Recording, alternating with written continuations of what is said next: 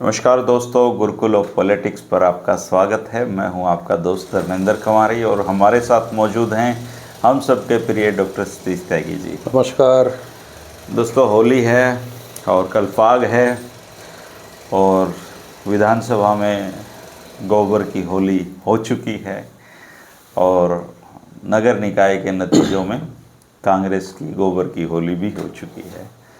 Ultimate सत्य ये है हरियाणा की राजनीति का कि सब यहाँ पे गोबर गोबर बनने के लिए तैयार हैं। एक पार्टी जो कुछ समय पहले तक हरियाणा में सत्ता बनाने का जा रही थी, सत्ता के संघर्ष में जुटी हुई थी, आज वो पार्टी मृत प्राय है।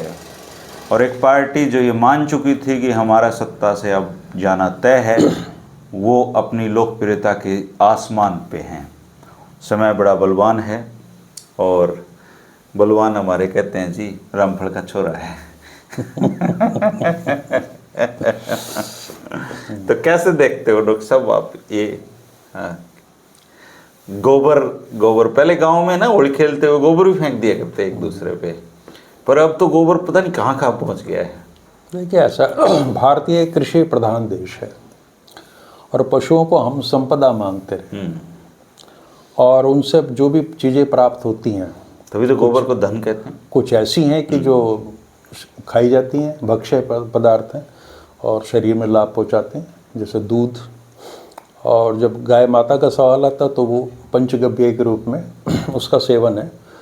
और मैं तो चूँकि आयुर्वेदिक डॉक्टर रहा हूँ, तो आयुर्वेद में गोबर खाने का भी प्रावधान है, बशर्ते वो गाय का हो। आजकल तो ओढ़ लगी हुई जी। हाँ, और गोबर का रस भी बना के दिया जाता है।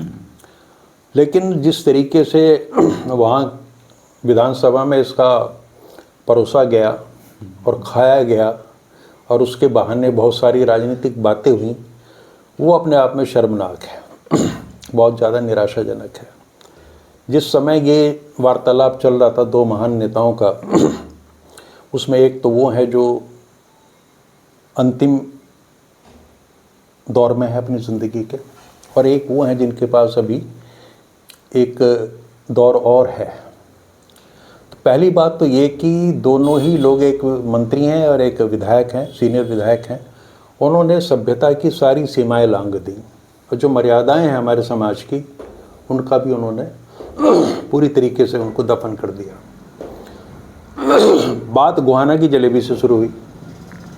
मुझे जो लगा इस सारे प्रकरण में कि जिस समय रामकुमार गौतम जी ने गोहाना की जलेबी की बुराइयां की, मेरे ख्याल से गोहाना से विधायक हैं अरविंद शर्मा, वो जलेबी की जगह उन्होंने शायद खुद को रख के सोच लिया। गोहाना की जलेबी से वो ये सोचते रहे मन ही मन में कि कहीं ये गोहाना के प्रतिनिधि के रूप में कहीं बात मुझ पर आक्षेप हो रहा है। वो भी भरे बैठे थे। जितना वीडियो मैंने देखा उसमें कोई अंदर की बात कुछ हो रहा है, पुरानी बात है, कोई टसल है कोई। हाँ, कुछ है जरूर। और वो बिल्कुल जो उन्होंने जब शुरू होके उन्होंने जलेबी के बारे में बताया कि मैं देसी घी का खाने का शौकीन हूँ और वहाँ वो गोहाना में मैं गया, वो जलेबी देसी घी की नहीं थी, मैंने उसको बहुत डांटा, ठीक है ना। अब यहीं से वो तैयार हो रहे थे अंदर ही अंदर, अरविंद शर्मा के कुछ चल रहा था। जब उन्होंने कहा, वो चीज़ें जुड़ती नहीं आपस में कि जी जलेबियाँ तो मुख्यमंत्री ने तारी थी, अब क्या लिंक है इस बात का, है ना। और पता नहीं ये कहाँ कहाँ मुंह मारते फिरते हैं, कहाँ कहाँ चले जाते हैं, कहीं भी चले जाते हैं। और इनके गांव का एक सरपंच है, ये नाम है उसका। अब ये चीज़ें आपस में जुड़ नहीं रही। जितना भी अरविंद शर्मा बोल रहे हैं ना, वो सब गैर ज़रूरी है, उसका कोई अर्थ नहीं है। लेकिन उन्होंने ये तय कर लिया था कि आज मैं कुछ ना कुछ करूँगा ज़रूर। और जब व्यक्ति इस तरह की मनोदशा में आ जाता है कि मैंने कुछ ना कुछ करना है, तो ऐसे में उसका दिल दिमाग तो दोनों साथ नहीं देते। और वो एक पर्सनल शायद उनकी कोई खुंदक थी, जिसे उतारने के लिए उन्होंने वो सारी बातें कहीं। और फिर झगड़ा तो बढ़ना ही था। बाद में ये गोबर वाली बात आ गई कि शर्त लगा के 10 किलो गोबर खा गए थे या पी गए थे। ये बात उनको जाहिर सी बात है उसने बताई होगी, जिसका नाम लिया उन्होंने, जो उनके गाँव का चेयरमैन था, है ना। अब जो प्रतिक्रिया आनी थी उनकी, तो वो भी अपने कहाँ चुप बैठने वाले थे। अरविंद शर्मा ने कहा था कि इनका इलाज एक ही आदमी कर सकता है, ठीक है ना। तो जब डॉक्टर और मरीज के बीच ये बात हो जाए, तो कई बार मरीज का भी आत्म स्वाभिमान जाग उठता है। तो गौतम साहब भी अपने फुल मूड में आ गए और उन्होंने यहाँ तक कह दिया कि ये फ्रॉड है। हालांकि गोबर से ज़्यादा महत्वपूर्ण बात यह है कि सरकार के एक मौजूदा मंत्री के खिलाफ उन्हीं की सरकार के एक विधायक करप्शन के आरोप लगा रहे हैं विधानसभा में। हाँ, तो उन्होंने उनको फ्रॉड कहा कि ये लोगों से पैसा इकट्ठा करता वगैरह वगैरह, ये बड़े गंभीर आरोप थे इस तरह के। यहाँ तक सारी चीज़ें होगी, दो लोगों के बीच का ये संवाद है, आप इसको अनुशासनहीनता कहो, गैर सामाजिक कहो, गैर मर्यादित कहो, जरूरत तो नहीं थी जी, कुछ भी कह सकते हो, लेकिन मेरी चिंता इससे आगे की है। कहीं मैं इसको महत्वपूर्ण नहीं मानता इन चीज़ों की। एक व्यक्ति कुछ भी वाहियात बात कर सकता है। जब ये बातें कर रहे थे उस समय हंसी के फुवारे फूट रहे थे विधानसभा में, 90% लोग हंसी रहे थे वहाँ पे। और इवन जो विधानसभा के अध्यक्ष थे उन्होंने भी शुरुआती दौर में तो उसका आनंद लिया उन चीज़ों का। जब उनको लगा चीज़ें हाथ से बाहर निकल रही है तब उन्होंने एक्शन लेने की सोची। तो आप जो हंसने वाले लोग हैं, जो मूक समर्थन दे रहे हैं, जैसे अरविंद शर्मा ने कहा कि इनको एक बीमारी है, गौतम साहब को एक बीमारी है, तो हंसी छुट्टी। तो आप ये मान के चलिए केवल दो लोगों का प्रश्न नहीं है जो हंस के, जो इस चीज़ को हंसी में उड़ा रहे हैं इन बातों को, और इसको नाम दे रहे हैं कि हरियाणा का मखौल ऐसे होता, हरियाणा में तो ऐसा ही होता है। असल में ये लोग हरियाणा की सभ्यता और संस्कृति के भी शत्रु हैं, और वैधानिक परंपराओं का जिस तरीके से उल्लंघन वो भी हुआ। तो मुझे तो पूरे विधानसभा में जितने भी लोग बैठे थे, इक्का दुक्का लोगों को छोड़ के, उन सबका जो आचरण है इस मूर्खतापूर्ण बात पे, इस निंदनीय बात पे, उनको जो समर्थन मिल रहा था वो गंभीर बात है। और मुख्यमंत्री या जो, अच्छा मजे की बात यह है कि पक्ष विपक्ष में चीज़ें चले तो कुछ समझ में आ जाती। मुझे नहीं लगता भारत के इतिहास में कभी पक्ष विपक्ष भी इस स्तर तक गिरा होगा, लेकिन एक ही दल में ही हो रहा है। अब रही बात अरविंद शर्मा ने, आपको ध्यान होगा मनीष ग्रोवर के खिलाफ भी पूरा युद्ध छेड़ा था। उन्होंने भ्रष्टाचार के आरोप लगाए थे, गंभीर आरोप लगाए थे, बावजूद उसको उनको विधानसभा का टिकट दिया गया और मंत्री भी बनाया गया। तो कुल मिला के भारतीय जनता पार्टी की रीत नीति ये हो गई अब कि आप किसी पे कुछ भी कहो। मैं उसी बात पर आ रहा हूँ कि उनके खिलाफ एक्शन होना चाहिए था। तो एक्शन क्या होगा? जब एक्शन तो क्या लेंगे, क्या करेंगे? बतौर सांसद हमला कर रहे थे वो पूर्व मंत्री पे, मनीष ग्रोवर पर भ्रष्टाचार के गंभीर आरोप लगा रहे थे, उसको मूर्ख भी कहा था कि मुझसे गलती होगी ज़िंदगी में वगैरह वगैरह, उसके बावजूद भी उसको टिकट दिया गया। इसका मतलब साफ है कि भारतीय जनता पार्टी में इन चीज़ों को बढ़ावा दिया जाता है। और जो मैंने पहले भी कई वीडियो में कहा है कि भारतीय जनता पार्टी आज उस मुकाम पे आ गई है कि उसके कार्यकर्ताओं नेताओं को ये भरोसा है, पक्का पुख्ता भरोसा है कि अगर वो गैर गंभीर बात करेंगे, अमर्यादित बात करेंगे, गाली गलोच देंगे, ऐसी बातें करेंगे जिससे समाज में नफरत फैले, तो उन लोगों को वहाँ प्रमोट किया जाता है। अगर किसी राजनीतिक दल के लोगों में ये भरोसा पुख्ता हो गया है कि हमारी प्रगति का, हमारी सफलता का रास्ता ये है, तो उस पर अंकुश लगाने की कोई ज़रूरत कभी महसूस होगी नहीं। जितने गंभीर आरोप लगे हैं, गौतम साहब ने कहा कि मेरे भांजे किसी से 20 लाख रुपए ले लिए, तो जरूरी तो ये था कि उसी समय मुख्यमंत्री इन चीज़ों की जांच कराने का आश्वासन दे, लेकिन ना कुछ हुआ ना कुछ होने वाला। क्योंकि भारतीय जनता पार्टी तो इस मामले में पूरी तरीके से बेशर्म हो चुकी है, उन्हें कोई फर्क नहीं पड़ता। और मुझे याद आता वो वक्तव्य राजनाथ सिंह का कि उनसे किसी पत्रकार ने कहा था कि जी ये गलत हुआ है तो इस्तीफा देना चाहिए, पूरे भाजपा में इस्तीफे नहीं होते।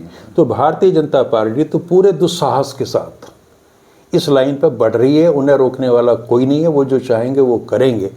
और अब प्रश्न आता है आपके नगर निगम के, स्वायत्त संस्थाओं के चुनाव। वो तो हुड्डा साहब ने भी कह दिया कि हम तो चुनाव लड़े ही नहीं। वो बहुत ही गलत छोटा चुनाव में जाते अगर वो गलत कह रहे हैं कि उन्होंने चुनाव नहीं लड़ा, पहली बात तो यह है कि उनके सिंबल पर चुनाव लड़ा गया। क्या वो हाथ के निशान को अपना निशान नहीं मानते?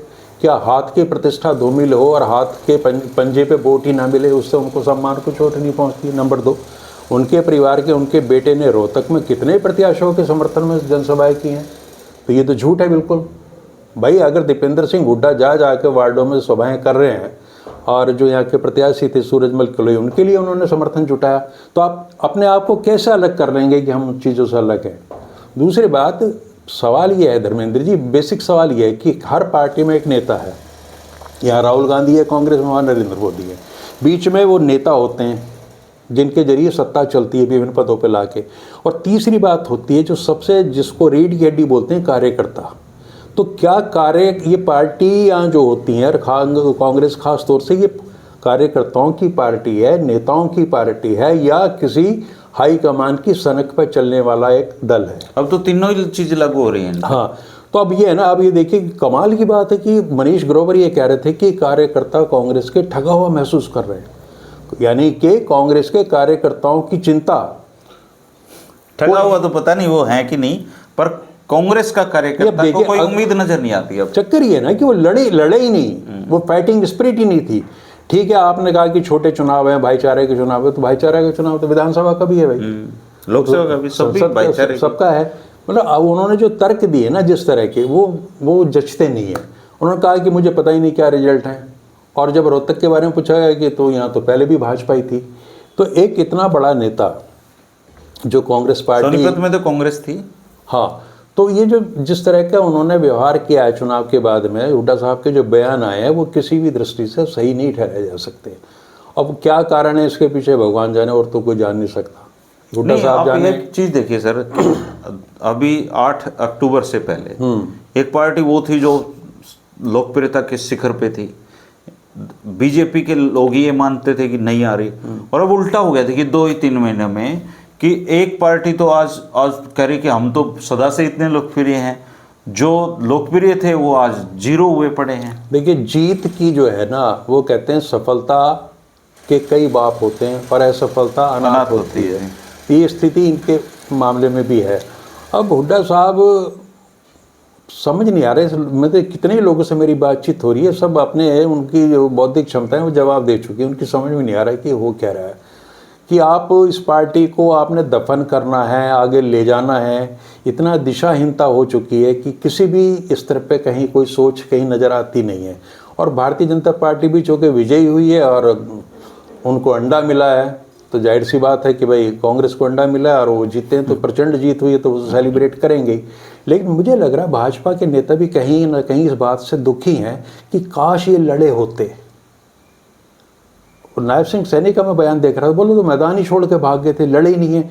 चूंकि अगर नायब जी ने खूब रोड शो किए थे, वहाँ तीनों जगह से हार गए। जब लड़कर आप हारते हो तो फिर तो बात समझ में आती है, लेकिन आप बिना लड़े आप सरेंडर किए बैठे हो, हार गए, और उसके बाद में रिजल्ट आने के बाद में तरह तरह के तर्क दिए जा रहे हैं, तो इनका कोई अर्थ नहीं है। अब हमें बुनियादी प्रश्न ये सोचना पड़ेगा, लोकतंत्र में क्या जनता महत्वपूर्ण है, पार्टी के कार्यकर्ता महत्वपूर्ण है, या हाईकमान और जो छत्रप है उसके बीच में ही सारी चीज़ें चलती रहेंगी।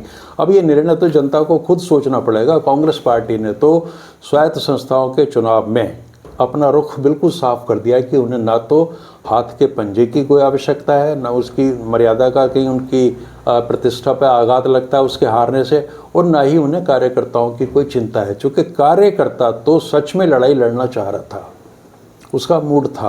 और एक चीज़ जो मैं, अब कहते हैं ना कि कितनी नेगेटिव चीज़ों में क्या पॉजिटिव चीज़ निकलती है, एक पॉजिटिव चीज़ कांग्रेस के लिए निकली है, वो मैं आपको बता देता हूँ। बताइए। वो ये है कि कांग्रेसियों को अब ये भरोसा हो गया कि हम कितने ही निकम्मापन करें, हम लड़ें या ना लड़ें, हम कितनी हमारी इनफाइटिंग हो, हम कुछ भी कर लें, इतना वोट तो हमें मिलेगा कि हम नंबर 2 पे रहेंगे, है ना। वो एक लड़के ने कहा ये जो वोट इनको मिला है ना, ये मतलब इसको इस पे ये खुश हो रहे होंगे अंदर ही अंदर कि ये तो कहीं जा नहीं रहा। ये तो सेकंड आया मैं। हाँ, एक बच्चे ने कहा अपने बाप से, बोला अच्छा कितने बच्चे दौड़े थे, बोला 2 थे। 2 थे। तो वही वाली स्थिति है कि इसमें भी एक उजाले की किरण ये नजर आती है कि बुरी से बुरी स्थिति में लोग जो हैं वो इनके साथ खड़े हैं किसी हद तक, और ये भूल जाते हैं कि फरीदाबाद में इंडिया का रिकॉर्ड बना दिया उस कैंडिडेट ने, बना दिया इस चुनाव में जीतने का। ठीक है, और फरीदाबाद और गुड़गांव, मजे की बात ये बीजेपी के हार्डकोर जिले बन चुके हैं। अभी यहाँ पे और किसी गुंजाइश अच्छा, इन चुनावों में धर्मेंद्र जी को अंतरकलह का भी मसला नहीं था, कोई अंतरकलह नहीं था, या तो कोई अंतरकलह ही नहीं थी, तो ना ये था रणदीप और शैलजा वाला मसला था कुछ भी।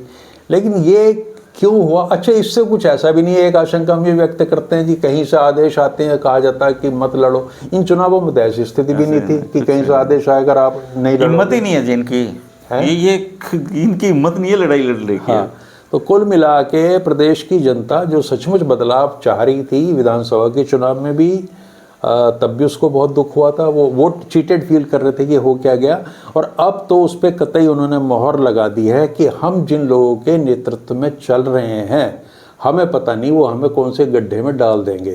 तो अब जो भीड़ चल रही थी ना पीछे, अब सब एक दूसरे से पूछ रहे हैं कि भाई सही चल रहे हैं ना।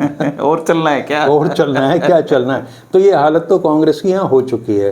अब आम से आम आदमियों से भी बातचीत होती है, बोले अरे भूल जाओ 29 नहीं 34 पता नहीं क्या होगा।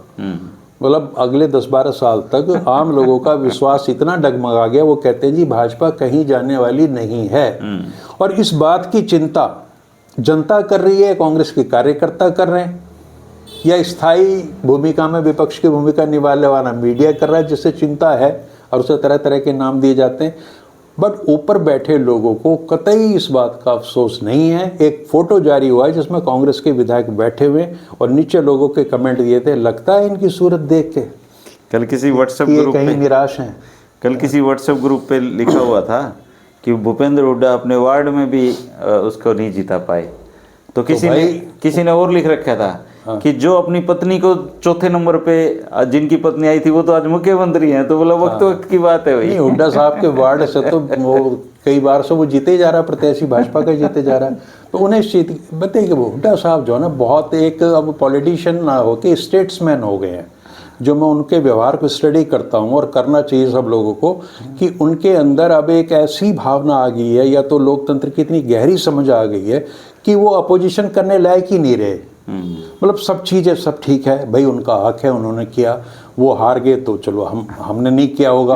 मतलब ये व्याख्या आज के आक्रामक दौर में राजनीति में जिस तरह की वो करते हैं, तो ऐसा लगता है जैसे कि बहुत हिंसा के माहौल में कोई महात्मा बुद्ध और महावीर के प्रवचन हो रहे हो। पर हरियाणा वालों को चाहिए नहीं ना जी ये प्रवचन। नहीं, हरियाणा का आदमी तो उसके साथ है जो लड़ रहा है। जीत हार तो बात की बात है, आपकी फाइटिंग स्पिरिट ही आपके बीच में नहीं है, तो आप क्या करोगे। अब लेकिन कांग्रेस पार्टी कौन सी भली है? आप ये देखिए, आप ये भली को छोड़ो, आप इनके नए प्रभारी आए हैं बीके हरिप्रसाद, कहीं इस चुनावों में कहीं नाम सुना आपने उसका? वो भी काम काज देख रहे। वो भाई हरियाणा में उसने कदम ही नहीं रखा पूरे चुनाव के दौरान। और दूसरी तरफ मुख्यमंत्री, कैबिनेट के मंत्री दिल्ली वाले, यहाँ वाले, वहाँ वाले, और पूरी स्ट्रेटजी बननी पूरी ताकत के साथ। मतलब इतना लड़ने का मादा एक ऐसी पार्टी में है जो कभी लड़ाई के लिए जानी नहीं जाती थी, आज उनके हौसले इतने बुलंद हैं। और कांग्रेस के कार्यकर्ता जो मतलब वो खुद डिसअपॉइंटेड, उनकी समझ में नहीं आ रहा। तो इनको तो मेरे से किसी ने पूछा था कि जी क्या इस मैसेज ये निकलता, मैंने मैसेज ये निकलता कि इन्होंने घोड़े छोड़ दिए, कोई लड़ना जिसने लड़ लो, हारो वो तुम्हारी हार है, जीत के तुम्हारी जीत है, हमें कोई लेना देना नहीं। तो जिन लोगों ने भी चुनाव लड़ा है उन सब के आप देख लो। जब सूरजमल किलोई रोहतक वाले से ये पूछा गया जी कैसा परिणाम रहा, तो उसने कहा अच्छा परिणाम रहा। मैं तो समझ नहीं पा रहा था कि अच्छा परिणाम किस दृष्टि से रहा। ये सवाल भी अजीब ही था, कैसा परिणाम रहा। जो आदमी हार गया उससे क्या पूछ रहे हो? हाँ, उसकी तो लुटिया डूब ली बेचारी। तो वो कम से कम ये तो कहें कि भाई हमने मेहनत की है वगैरह वगैरह, कुछ भी है। भारतीय जनता खुद तो आरोप तो लगा दें कम से कम। बोले जी बहुत अच्छा परिणाम रहा। अगर परिणाम वो अच्छा है तो अच्छी मुबारक हो भाई, मुबारक हो। तो कुल मिला के कांग्रेस की स्थिति तो इस पर केवल हंसा जा सकता है। ये कॉमेडी का पात्र बन गई है कांग्रेस पार्टियां। और यहाँ जो प्रभारी आएगा उसकी भी ऐसी दुर्गति होगी जैसी अपने बीके हरिप्रसाद का हरी हरी करवा देंगे जी। हाँ, और खुश होते हैं कि देखा ये भी गया। अब बीजेपी चाहेगी कि कोई एक पार्टी तो थोड़ी मजबूत हो, क्योंकि फिर ये आपस में न्यूसेंस करना शुरू कर देंगे। वो चाह रहे हैं। आप ये देखिए अडवाणी जी बहुत सीजन लीडर थे, एक जमाने में उन्होंने कहा था यहीं पलवल में आके कि मेरी चाहत यह है कि भाई आप रीजनल पार्टीज को वोट मत देना, बेशक कांग्रेस को दे देना। अडवाणी ने कांग्रेस के लिए वोट मांगे। वही चाहते हैं कि दो दलों का शासन हो, कांग्रेस और भाजपा। और उस लड़ाई में तो एक दल का ही रह गया शासन है ना। हाँ, और वैचारिक आधार पर भी अगर वो दक्षिण पंथी हैं तो एक right to left, centre to left party होनी चाहिए। उसके बिना तो उन्हें इनका जो कांग्रेस अध्यक्ष है ना जी, जो प्रदेश का बनता है पीसीसी का, उसको एक चपड़ासी अपॉइंट करने की पावर भी। अच्छा, आप कांग्रेस पार्टी के जो चलो हुड्डा साहब तो नेता हैं, सुप्रीमो है, उनकी तो बात छोड़ो। आपने उदयभान को देखा कहीं? वो क्या बेचारे खुद ही चुनाव हार गए। कहाँ नहीं, वो कोई बहाना नहीं है। तो यहाँ तो प्रदेश अध्यक्ष तो है ना, वो पार्टी के मुखिया हैं, वो हुड्डा साहब के भी अध्यक्ष हैं। मजे की बात ये है ना। और वो रोहतक में मैंने इस इतने इंपॉर्टेंट क्षेत्र में मैंने तो उनको आते हुए नहीं देखा। तो जो प्रदेश अध्यक्ष है उसने भी सारी अकर्मण्यता की हदें पार कर रखी। वो कहता मुझे भी क्या है ना, वो तो बाट देखा जी हटाने की, कब हटा दो। हाँ, तो भाई इन्होंने तो योद्धा मरवाने थे, सिपाही मरवाने थे, ये मरवा दिए। और आगे पता नहीं क्या सुधार होगा इनका, भगवान ही जानता है। इनको कैसी होली खेलनी चाहिए? किनको? इनकी होली में कोई कमी नहीं है। देखो बात सुनो, मैं कांग्रेस की बात बता रहा हूँ और उस नाते हर एक सत्ताधारी दल का यही अंत होता है। ये तो मैं तो 50 साल से देख रहा हूँ इन चीज़ों को, कि यहाँ 3-4 कैटेगरी हैं। ऊपर वो नेता हैं जिन्हें हम कह सकते हैं 1000 करोड़ के आदमी, उसके नीचे हैं सैकड़ों करोड़ के आदमी, फिर हैं 20-20, 25-25, 50 करोड़ के आदमी जो 100 करोड़ का बनने की रेस में, 100 करोड़ वाले 1000 की बनने की रेस में। ये 3 कैटेगरी हैं यहाँ। बाकी वो कार्यकर्ता हैं, भीड़ जो भारत माता की कुछ नहीं है, वो कोई अर्थ नहीं है उनका, वो करते रहो। मुट्ठी बीच बीच की लड़ाई उन्हीं की है, सारे संसाधनों की लड़ाई है, आर्थिक संसाधनों के बंटवारे की लड़ाई है। जो मेहनत की उसकी हराम की कमाई इकट्ठी हो रही है उसके बंटवारे की बात है। और हरियाणा में तो मुझे कोई झिझक कहने में नहीं होती कि तमाम दलों के राजनीतिक नेता सब मिलजुल के व्यापार करते हैं, बढ़िया, किसी के यहाँ कोई दिक्कत नहीं है।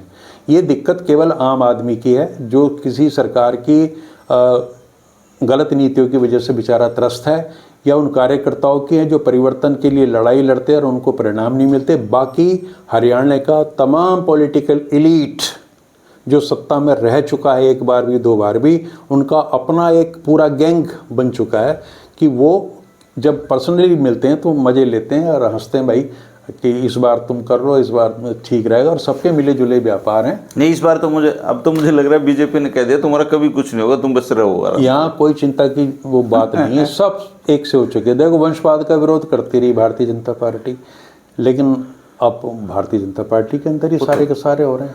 वो तो आप कहते ही हो कि बीजेपी का कांग्रेसीकरण हो गया है पूरे, तो फिर कांग्रेस की जरूरत नहीं रही ना? नहीं रही भी नहीं, बिल्कुल। तो मैं कितनी बार मैंने कहा कि जो सुनने में आ रहा है कि राहुल गांधी अब जिला अध्यक्ष खुद अपॉइंट करेंगे। हाँ, नहीं, उन्होंने ये कहा है कि एक तो उनका ये संगठन का वर्ष है 2025, तो उन्होंने वर्ष के अंत में 780 शायद जिलाध्यक्ष जिनका सम्मेलन बुलाने की सोची है। उनको किसी ने ये बताया कि जिलाध्यक्षों को ताकत दो और ब्लॉक अध्यक्षों को ताकत दो, और वो सब लोग सीधे सीधे राहुल गांधी से जुड़े और उनकी से हो, उनके हाथ में ताकत हो किसी भी तरीके की, कैंडिडेट के चयन किया उस तरह की। तो ये जो दौर था कभी 70s में 80s में भी कुछ हद तक, उसको वापस लाने की तैयारी है। लेकिन ये जो लोग महान लोग बैठे हैं, ये करने देंगे या नहीं करने देंगे वो देखने वाली बात होगी। अभी तो कांग्रेस में ऐसा लग रहा है जो जिनको बीजेपी की जरूरत नहीं है वही लोग बचे हुए हैं। नहीं तो ठीक ठाक लोग तो बीजेपी में पहले ही जा चुके हैं। वहाँ इतना रश हो चुका है कि कुछ लोगों को तो भाजपा ले ही नहीं सकती, है ना? उनको जरूरत ही नहीं है इनकी निकम्मों की। सामने भी तो कोई चाहिए ना जिस पे अटैक करना, जिस पे गाली देनी है, कौन मिलेगा? तो वो कई बार सत्ताधारी दल के लिए विपक्ष बहुत जरूरी भी होता है, पर वो चाहते हैं कि लुंज पुंज सा विपक्ष हो जिसका हम उपहास उड़ा सकें समय पे। तो वो सारी चीज़ें चल रही हैं और हरियाणा इसका नेतृत्व कर रहा है इस तरह की राजनीति का। इससे थोड़ी सी पीड़ा होती है कि हम तो किसी और चीज़ के लिए बने थे और हमें कहाँ धंसा दिया गया है। ये हालात है। होली की शुभकामनाएं दोस्तों, फाग की शुभकामनाएं। मालपुड़े खाएं, मज़े उड़ाएं, कोरड़े खाएं, रंग लगाएं, पर लड़ाई मत करें। और राजनीतिक लड़ाइयाँ, हाँ, त्यागी जी ने बड़ा उसमें सबको समझाया है कि ये 1000 करोड़ वालों से लेके और कुछ 100 करोड़ वालों तक का एक सिस्टम है। जो लोग नारे लगाते हैं वो बेचारे सिर्फ नारे लगाते रह जाते हैं, उनके हाथ कुछ नहीं आता है। तो कार्यकर्ता की ये मजबूरी है, कार्यकर्ता इसी काम के लिए बना होता है।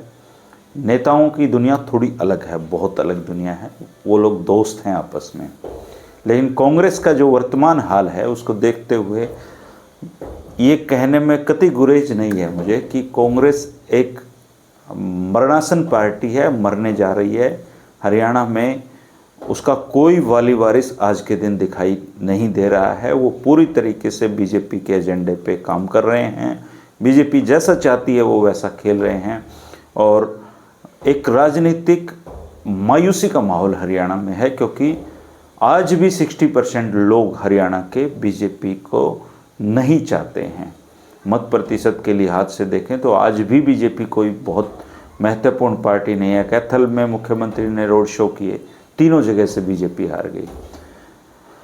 मानेसर में मनोहर लाल जी के पसंदीदा कैंडिडेट को हरा के निर्दलीय कैंडिडेट को लोगों ने चुन लिया है। तो ऐसा नहीं है कि बीजेपी की आंधी बह रही है, लेकिन सही बात यह है कि बीजेपी का विकल्प जो था वो विकल्प खत्म हो चुका है और लोगों में अब ये निराशा है कि कौन इनसे आके लड़ेगा, कौन इनको कांग्रेस को जो थोड़ी बहुत राहत दी है ना, वो तो भूतपूर्व कांग्रेसी राव इंद्रजीत ने दी है। हाँ जी, उससे थोड़ी सी तसल्ली हो रही है।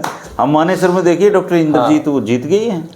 और मनोहर लाल जी ने टिकट दी थी उनको। हाँ, तो उन्होंने अपनी सुंदरलाल जी को ताकत दिखा दी ना इंद्रजीत ने। खैर, आप इस बारे में क्या कहेंगे कमेंट करके जरूर बताना दोस्तों। बहुत बहुत शुभकामनाएं आपको। नमस्कार। बहुत बहुत शुभकामनाएं। धन्यवाद।